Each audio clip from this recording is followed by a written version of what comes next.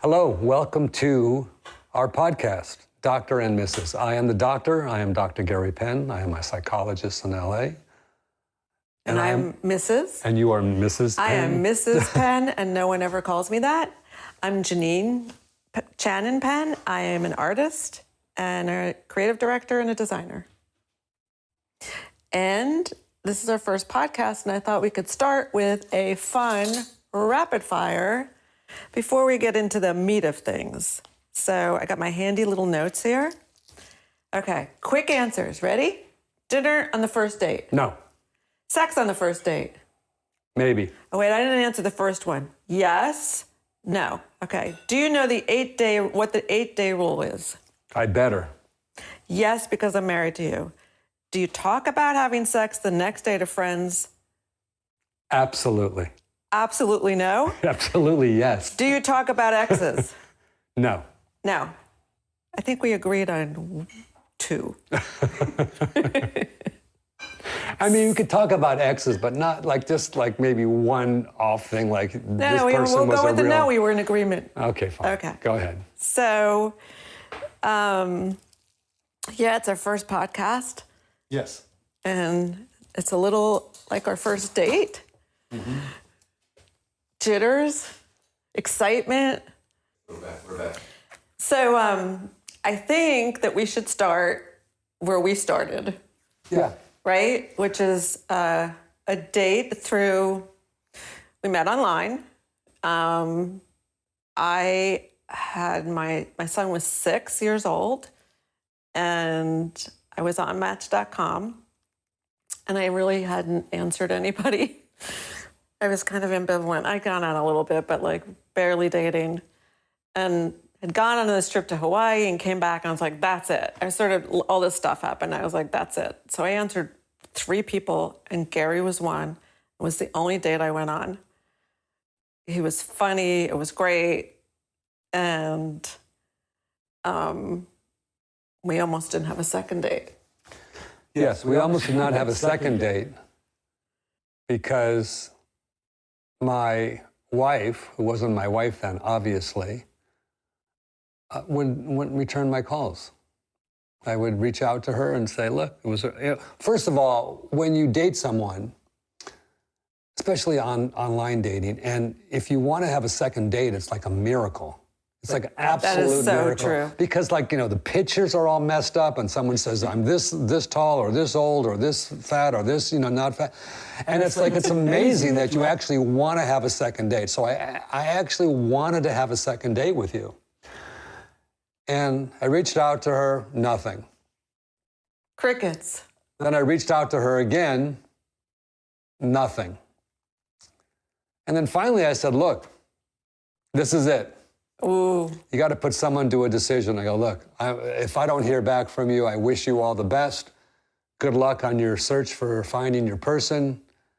And I'm going to peace out. Okay, I'm going to rewind just a little bit on why I didn't return your calls and talk about our date.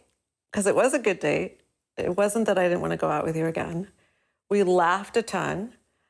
Gary, getting back to our rapid fire, made it very clear there would be no eating involved, that only going to have a glass of wine. We met at this cute little Italian place in Westwood, and we had talked on the phone multiple times, and then we met. And I actually had an hour and 41 minutes in my meter, which I now have a necklace that says 1 hour, 41 minutes to forever, which he gave to me after a year of dating. And I was surprisingly snarky on our first date, like not how I would normally be on a first date, but it was like a comfort thing really, where I could just let my hair down and we were laughing, and he brings that out in everybody anyway. And did I say this? The waitress came over and said, do you want anything to eat? And I'm like, no, there'll be no eating. And he was like, no, do you want something? I'm like, no. Anyway, we laughed. We had a great time. We go home, around 41 minutes later, and Gary did call. I legitimately was sick. I sounded like Brenda Vaccaro. Yeah, Vaccaro. If you don't know, whatever. If you don't know who it is, You're look so it up. sick you can't I was pick up the phone? raspy. I was like, Oh, really? But the truth really is that Wow. I think I was afraid. Like, I met somebody that I really liked. It is hard to feel, and I had been through so many different things that didn't work out. And I couldn't even believe it. I think the truth is I didn't truly believe it. And when he said, really like you the third time, if I don't hear from you, have a nice life, I was like, I better pick up the phone. And thank God that I did. Because here we are, many, many years later. We've been through a lot and continue to go through a lot. And I can't imagine anyone else being my partner in life. So it was a good first date. It was an amazing first date. Many, many after. And yeah. Let me explain so you don't think that I'm some kind of real cheap person. The reason why, I mean, it's a beautiful story and it's true, but it's You're so cheap. No, it's but the reason why I say you don't, what I tell all my patients is everyone don't go for dinner on the first date, because when you're online, at least when I was online back in Bedrock, it was like people would say something and they would just not be telling the truth, or they were exaggerating the truth. And someone says something and they look a certain way and they weigh a certain amount and they have this and they have that. And then you meet them and you have and then in between, you're having all these conversations before you even meet. So how was your day-to-day? Did you talk to your boss? Like, can people have these relationships, these phone relationships, and then they meet the person, and the person is, the pictures were totally lies. 40 years ago. They were like, it's awful, and they look like snagglepuss on their teeth. It's just awful. So what I say to people is, you don't go have dinner you go for a walk, you go have coffee, you have a coffee date. And this may sound shallow. I don't think it is shallow at all. You have to see if there's any chemistry. You have to see if this is someone that, oh, look, this person, she's beautiful and she's interesting and she's smart. Oh, I would like my second course, please. It's like not like you want to have my these... first course. I wanted my first course. Yes, that was it. That's it. I just want to have a steak dinner. I didn't even want a steak dinner, but So whatever. I'm thinking that if you don't have, and you just take it easy, it's so much easier and so much better. And I didn't disagree with that part because I agree. Like, even in the dating part, right? Like, we're all kind of our best self and a representative for a long time. So it's good to get to know somebody really for a minute before you go rapid fire, talk about rapid fire. So, yeah, but also I think getting a lot of your anxiety and fears, especially the older that you get and the more complicated your life gets. We each had children, and it could be paralyzing. It's a higher stakes table. It's a higher stakes table. Yeah. It could be paralyzing, and it could be really. I've seen many of my friends do this too, where they're like, "No, I'm not going to call him back." Why? And they're so desperate to meet somebody and have a relationship, and nobody is good enough. And nobody is good looking enough, and nobody is rich enough, and nobody's this enough. And I think, I used to say for a while, I'm like a passive commitment phobe, because I'd go on dates or I'd pick the wrong people, not consciously, subconsciously, sometimes be in relationships for years with people that probably were never going to go the next step. But I think something had to work out in me to be open to the right relationship.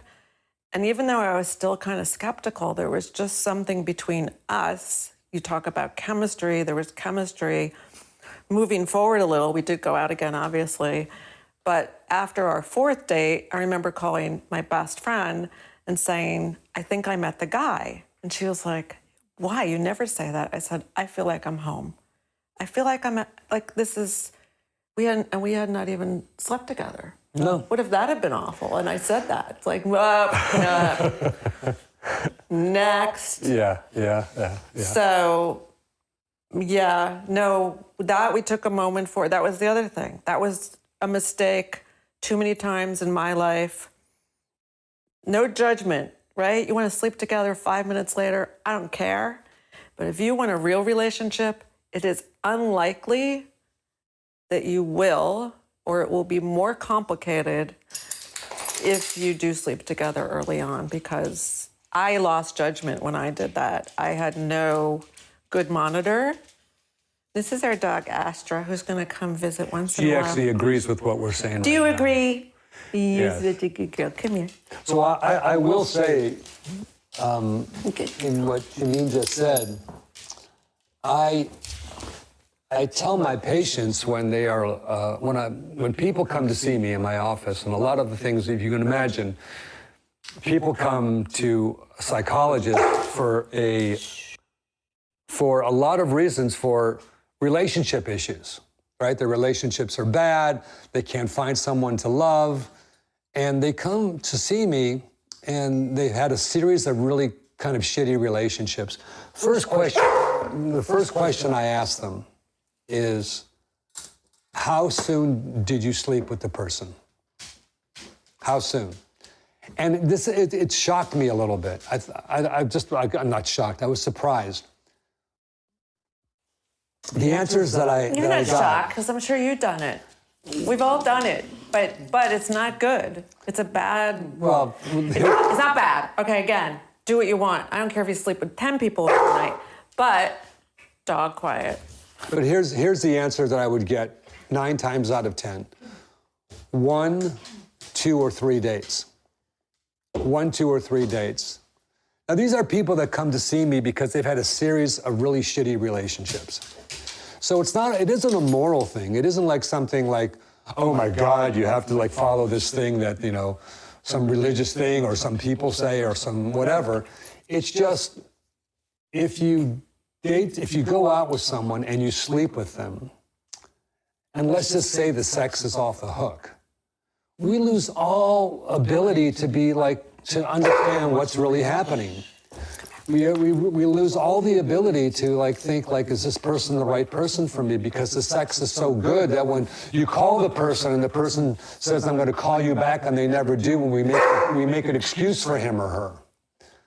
So this is what we do. So when I tell my patients who come to see me, I say, wait to 8 dates. And to a person, man or woman, it doesn't matter. You're kidding me. You want me to wait for 8 dates? I know. I said, that's a minimum. A minimum of 8 dates. You're kidding. I'm asking them to give 15 pints of blood. It's remarkable. It doesn't matter if man, woman, whatever, they do the same thing, and it's really fascinating. It isn't a moral thing. I don't care if you meet someone and 5 minutes later you're having sex with them. It doesn't bother me. But if you're looking for a long-term, monogamous, loving relationship, try my 8-date rule. Before At least 6. At least get to 6. Could you listen? This is my 8-date rule. Okay, 8-day rule. See what but look, this is what Jeannine just did is so human. Because it feels. I'm already backing out of the 8. Yeah, because people. Let's do 6. Yeah, because people start negotiating. Oh, yeah, okay. And how by about the way, 6? and by 6 the is way, good. And by the way, you may be correct. Yeah, 8's good. Because 8 is an arbitrary. If you think about it in the terms of a whole life, yes. What's the big deal? That's right. And right? If you really want to go for the distance, what's the big deal if you wait 8 dates? And if you really want to do it that quickly, then go out 8 days in a row. Yeah, go out 8 minutes But if you want. 8 days in a row, 8 whatever in a row, you're going to get to know more about somebody. That's exactly right. Right? That is the bottom line. People will reveal themselves. They will. And they will always reveal themselves. They don't get back to you when they say they would. They're looking at some other person on the 3rd date that, why is this guy looking at her? And we learn something. And our judgment gets really kind of screwed up when the sex is great and it's so interesting. So it isn't a moral thing. It's just, I think it's a smart thing to, and the other thing is, when I've done it, when the people I've worked with that have done it, they've had tremendous results. What? We have tremendous results. Yes, we have. But We got results. Yeah, and so I didn't even know about the 8-day rule. Yes. It was intuitive. Okay, our dog is crazy. We're going to take a little break yes. and right back to you. What are you looking at, dear? My favorite necklace, which has a lot of important, special things to me, including 1 hour and 41 minutes to forever that I got after we were dating 1 year, because that's how much time I had on our meter for our first date, which is super sweet. So listen. For all of you men watching, that was a power move. Power move. Yes. Totally. Yes. We have one more thing we didn't get to from our rapid fire. What is that, my love? One of your favorites. Do you talk about sex with your friends and family sometimes the day after? I'll let you go first because you have a lot to say about this. Well, let me give you the why. let me give you the why, because there's a why. I'm not just like some weirdo. Well, maybe I am. But there's a why. Again, I'm a psychologist. We are the walking wounded. I grew up I have 4 older sisters, and no one ever talked about sex. Not a word. I think one time we were on a trip somewhere, a family trip, and someone said like how babies are born. And I must have been like, 19. No, I'm kidding. I must have been about This might be a moment when I would say you're such an idiot, just to clarify. Like 10 or 11 years old. And they said, you know how babies are made? And I said, yeah, of course I do. And they go, how? I go, well, the man gets with the woman and then he pees. And everyone laughed. You were 19? No, I was. That would be so sad. And then I said, I was stuck on you being 19. Okay. And then no one said anything. No one ever talked to me. No one did that. And my parents were in an absolute dead marriage. An incredible dead marriage. I remember when I was like 12 or 13, I was in the kitchen of my home and I was making a peanut butter sandwich. And my mom and dad came into the kitchen and they were standing like where they came in and they were just looking at me and I was making my peanut butter sandwich. And I looked over at them and it was very, very innocent. It wasn't like anything. I was a kid. And the thought just came to my mind. I said, Dad, I've never seen you kiss Mom. Could you kiss Mom? And they looked at me and they were both incredibly uncomfortable, just like incredibly. And so they look at each other. And so my dad takes my mom and takes her cheek like this and leans over and goes, and that was it. And then he walked away. That was my sex education, by the way. So I thought that's how babies were made. No, I'm kidding. So somehow this is connected to why you have to tell everyone. Because it was such a pent up, fucked up, just so dysfunctional family that there was just like, I wasn't going to ever do that. I was going to be free and I was going to be stupid and I was going to be open and I was going to be transparent about these things. I wasn't, the thing about as we grow, one of the things I live my life by is I'm not going to pay it forward. I'm not going to pay the bullshit that I had to go through. I'm not going to pay it forward. I'm going to be different. I'm going to be more powerful. I'm going to figure it out. I'm going to shave against the grain. And so, here I am. I'm in my 60s. I'm moving towards 70. My wife still gets me going. She's gorgeous. She's amazing. I love having sex with her. I love being connected to her. So here I am, and I play golf usually on Saturdays. So a lot of times on a weekend, Friday night, sexy time, whatever, we'll have sex on a Friday night. And I go to play with my friends in golf the next day. And if we had sex the last night, I just have to say, hey guys, I had sex with my wife. And it just makes me so happy. See, now you've set up my response to this. Because normally you would just say, of course, and talk about doing it without all the lead-in explanation of why you might be the way you are, which now I look kind of like the bad one because I don't like that you do that, but you have a really good excuse. But you have to admit that sometimes there's not so much of the backstory of why you just like to be an idiot. I do like to... Just admit it. No, okay, we're moving on. No, wait a minute. I have to explain. Oh, God. There's another reason. Oh, God. There's another reason. This is going to be a long reason. I was so... Well, listen. This was the person who I said they pee and no one said. I was pretty much like no one was paying attention. No one was paying attention. So it's all psychological. It's all stuff that you're working through. Even though I'm moving towards 70, I'll still be working through it. And so there's a part of me that says, no, listen, this is what happened. This is what's going on. And I'm going to almost like spike the football. I'm going to do the opposite of what I have. And by the way, I want to share how much I love you with everybody. You can share how much you love me. And so we don't have to get into the graphic details. I want to share how much I love having sex with you. Two of the people that you usually golf with are family members. Yes. So, in my opinion, I don't think I'm really prudish. I think maybe this is a little bit of a male-female. Also, I didn't have terrible parents, and my parents That's right. never would have done that. But I think it's a little bit male-female. I think you do like to be funny. You like to get a reaction. Mm-hmm. They think it's hilarious. I'm a little mortified when maybe the next day we go to brunch with the family and the guys are like, yeah. And I'm like, these are cousin, nephew. So Yes. we have very different reasons for our answer, but they're both good.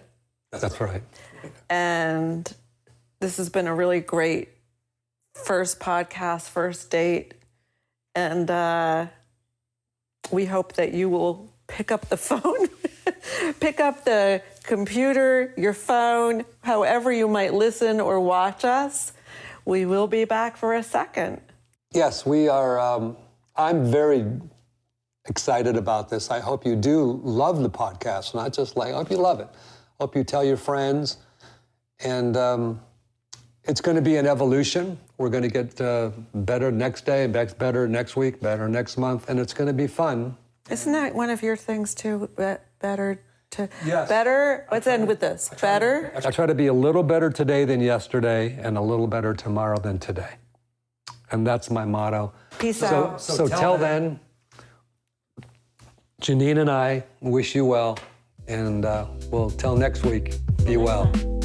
Okay.